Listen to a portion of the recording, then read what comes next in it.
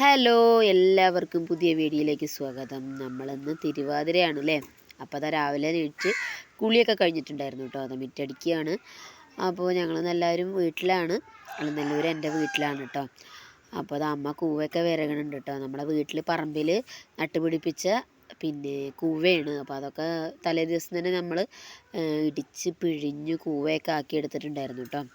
അപ്പോൾ ഈ വർഷത്തെ പൊടി നമ്മൾ കൂവയുടെ പൊടിയൊക്കെ അടുത്ത വർഷത്തേക്കൊക്കെ എടുക്കാറുണ്ട് കേട്ടോ. അപ്പോൾ അതങ്ങനെ വിരകിയിട്ടുണ്ട്. അതിൽ നമ്മൾ നല്ല നാളികേരത്തിൻ്റെ കൊത്തൊക്കെ ഇട്ടിട്ടുണ്ട് കേട്ടോ. അതിനോടൊപ്പം നമ്മൾ ചെറുപഴം പപ്പട കൂടിയാണ് കേട്ടോ എടുക്കുന്നത്. അപ്പോൾ ആ പപ്പടമൊക്കെ കാച്ചിട്ടുണ്ടായിരുന്നു. പിന്നെ ഉച്ചയ്ക്കുള്ള ഭക്ഷണം എന്ന് വെച്ചാൽ നമ്മൾ ചോറും സാമ്പാറും പയറുപ്പേരിയാണ് കേട്ടോ. അപ്പോൾ അതും ഇതിനോടൊപ്പം തന്നെ ആയിട്ടുണ്ടായിരുന്നു. കാരണം രാവിലെ നേരത്തെ എണീറ്റിട്ടുണ്ടായിരുന്നു കേട്ടോ. തിരുവാതിരയൊക്കെ ആയതുകൊണ്ട് നേരത്തെ എണീറ്റിട്ടുണ്ടായിരുന്നു.